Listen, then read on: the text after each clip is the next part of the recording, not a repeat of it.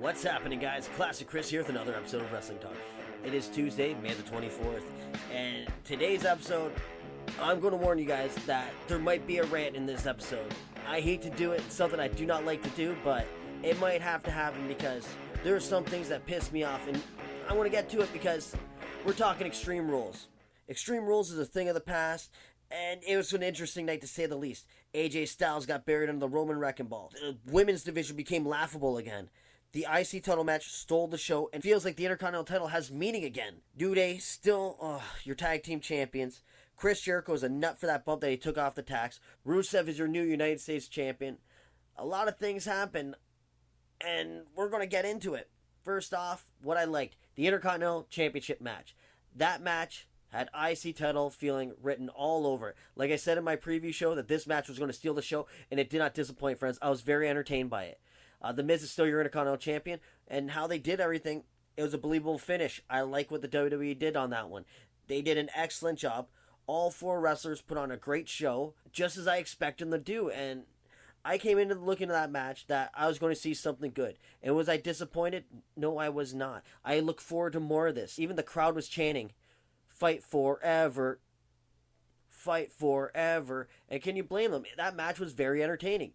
Sami Zayn and Kevin Owens, Cesaro, they always kill it. The Miz, like I said, if he's your weakest worker in the match, you got a good match because The Miz isn't that bad.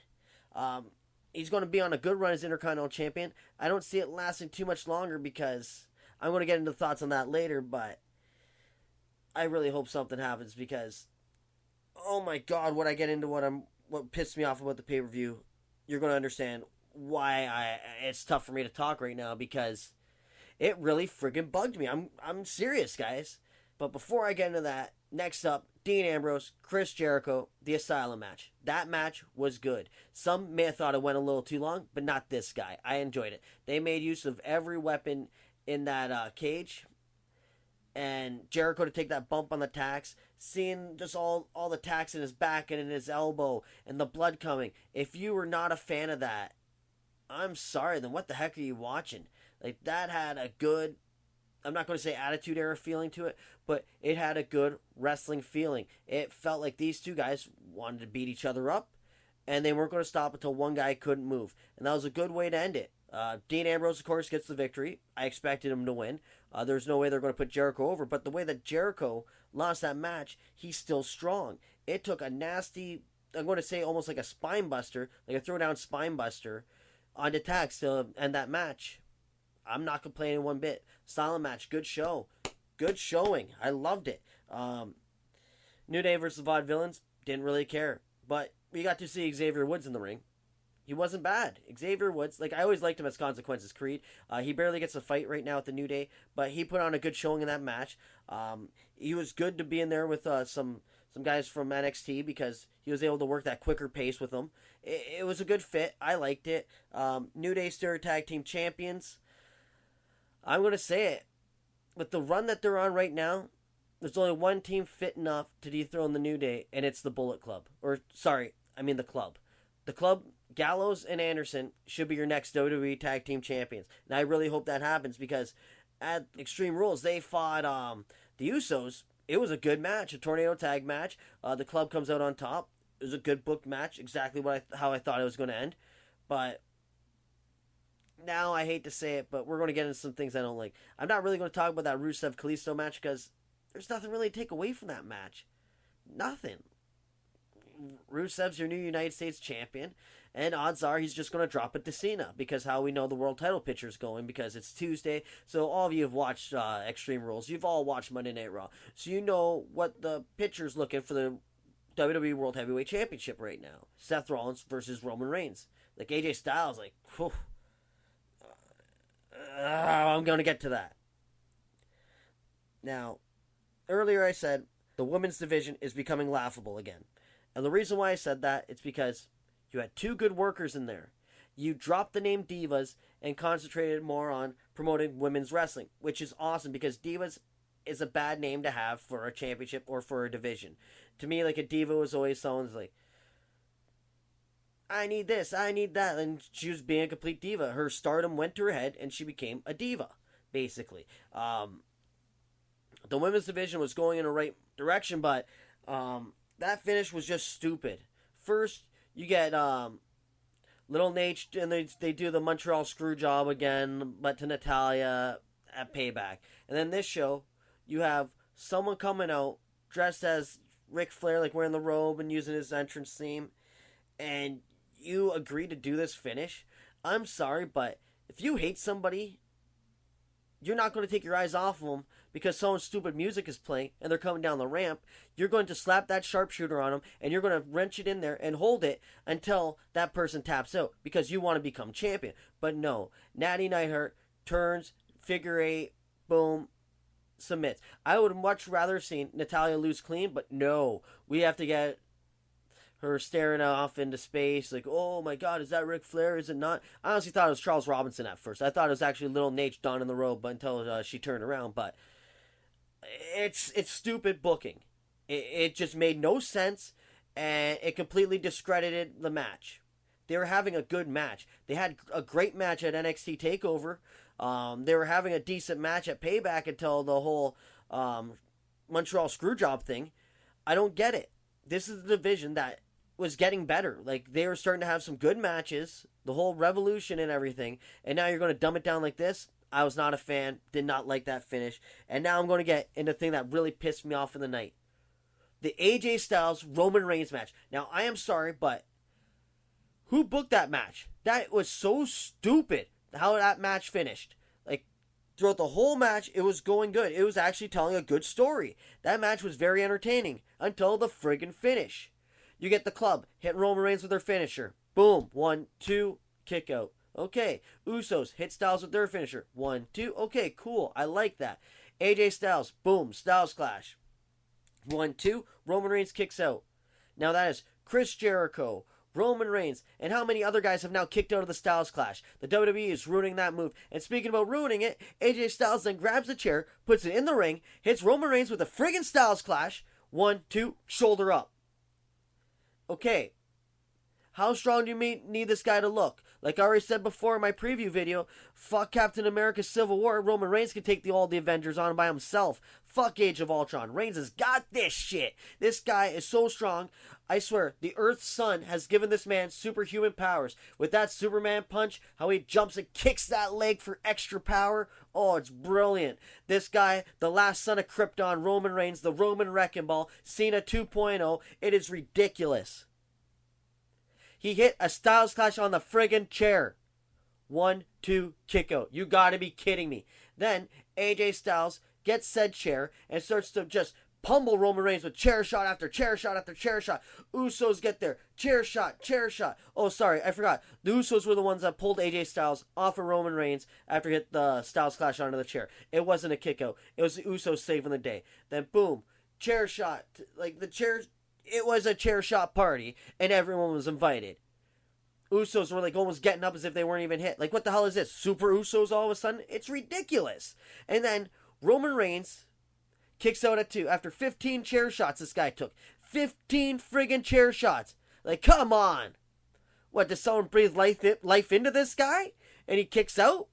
But boom, kicks out. AJ Styles is pissed. He's waiting for that phenomenal forearm. What does he do? Springboards off the ropes. Gets caught with the spear. 1, 2, 3. End of match? Are you kidding me?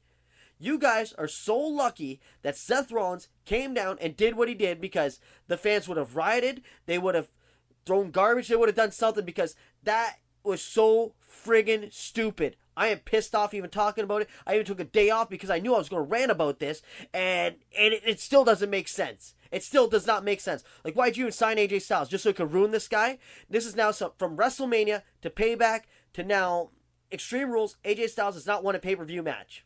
He's last clean on all of them. And this is an Extreme Rules match. You're telling me Roman Reigns could at least spear him onto a chair or something? Or at least powerbomb him through a table? Like, come on, guys. This is just ridiculous. You have ruined AJ Styles. And then last night on Monday Night Raw, loses clean again? Like, he's not going to be Money in the Bank. Like, this makes no sense. I'm such an AJ Styles fan. Yesterday, I had on the AJ Styles t-shirt, and I almost felt stupid wearing that shirt. That's why I tweeted out that picture. If you don't follow me on Twitter, follow me, Classic Chris 905 on Twitter, because I am so pissed off with this Roman Reigns crap. It makes no sense. Thank God Seth Rollins came out, pedigreed him, and Roman Reigns is down for something that looks like a 3 count almost. So chair shots don't keep this guy down. Styles clashes don't keep him down. Styles clash onto a chair doesn't keep him down. But when pedigree does? Like, come on. And don't get me wrong, I am so happy to see Seth Rollins back. I know that they had to go with Roman Reigns because that was their guy. That is their guy. That he's going to be their champion for God knows how long. It is ridiculous. But Styles versus Rollins would have just been a better match. Like, I understand they want to do the whole Shield storyline. Oh, you turned your back on me, hit me with the chair. You were supposed to have that title match. You got injured, and now you're back, and now I'm champion. This is just ridiculous, guys. Like, I'm so angry about it. It's mind-boggling. But, like, so what? Like, what, AJ Styles wasn't good enough for that? Like, so is he going to be in an Intercontinental title thing with The Miz?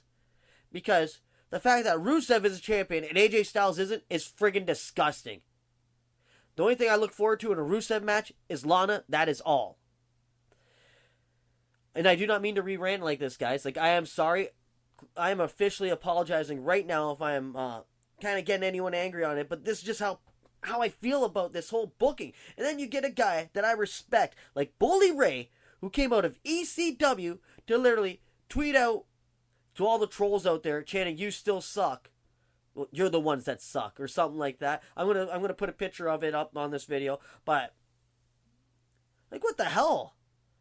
Okay, first off, it's a free country. You're allowed to voice your opinion. If people think Roman still sucks, he still sucks in their opinion, as he does in my opinion. I am not a Roman Reigns fan, and I have every right to say I do not like Roman Reigns. I pay for my network subscription. I pay for my ticket when I go to shows. That gives me every right to cheer who I want and boo who I want. It's called freedom of fucking speech. Look it up, Bully Ray. Oh yeah, and we can't even call you Bully Ray either. TNA, the one company that took you serious as a worker, made you a champion, world champion, mind that, not just a tag division champion or a hardcore champion, and you can't even bring them up, which is understandable because you're under contract with WWE, but you act so fucking high and mighty because we're trolls, right? Buddy, no. People can like what they like and not like what they like. You came from ECW. For fuck's sakes, there was chants calling guys faggots in the ring. And I don't even like using that word. I'm sorry. But there were signs like that. There's chants. There's fuck 'em up Sandman. Like, come on, Bully. You came from ECW. And your little butt hurt about the fans treating Roman Reigns the way they did. They have every right to do that because he is not entertaining. To us, he is not. And I used to like Roman Reigns. When he was the strong powerhouse of the Shield, the way that this guy just kicked the crap out of people and speared them, that worked. That was right. And he should have went to WrestleMania the year Batista went to WrestleMania. But no, if they would have did that, there would have been no problem with Roman Reigns. The fact that it just seems like everything is friggin' handed to him, and the fact that nothing could keep this man down, chair shots, tag team finishers onto chairs. It doesn't matter with Roman Reigns because he's going to get out anyways. Friggin' Arnold Schwarzenegger and the Terminator couldn't get up from all that. Oh, sorry again, guys. I'm sorry to be ranting, but it's just ridiculous. And Bubba Ray Dudley, to tweet out like that, I am sorry. It's just something that needs to be said. We have the right to say who we like and who we don't like. And this Roman Reigns booking, what's going to happen when he faces a guy like Nakamura? What? Nakamura, the king of strong style? Is he going to be the king of looking Roman look strong style? Like, come on. Like, we all know that he's booked to fight John Cena at that show in Hawaii. I don't think Nakamura's going over. He should go over, but he's not going to. Roman Reigns gets hits with finishers, tag team finishers, chair shots, finishers onto chairs, but yet he kicks out. And I'm wondering, who's checking Roman Reigns' piss? This guy's definitely on some performance-enhancing drugs. If Chris Colabello from the Toronto Blue Jays is doping, I'm saying Roman Reigns is doping. There's no way that a legit human being would get up from all that damage if he's not on drugs. Just saying. I'm just saying, guys. No, that's a quick joke in there. For any of you that thought I was serious about giving Roman Reigns a piss test, F off. It's pro wrestling. Come on, guys. You know what, guys? I've said enough. I could keep beating this like a drum, but I'm not going to. What's done is done. It's not going to change. It's just how the E does things. It's sickening, but that's just how they do things. And I'm completely fed up with it. I want to know. What did you guys think of Extreme Rules? Did you like the booking? How would you book the finish? Like, don't get me wrong, I'm fucking so happy that Seth Rollins is back. It is awesome that Seth Rollins is back. So I want to know, the pay-per-view as a whole, the AJ Styles finish, where do you think AJ Styles is going to go after this?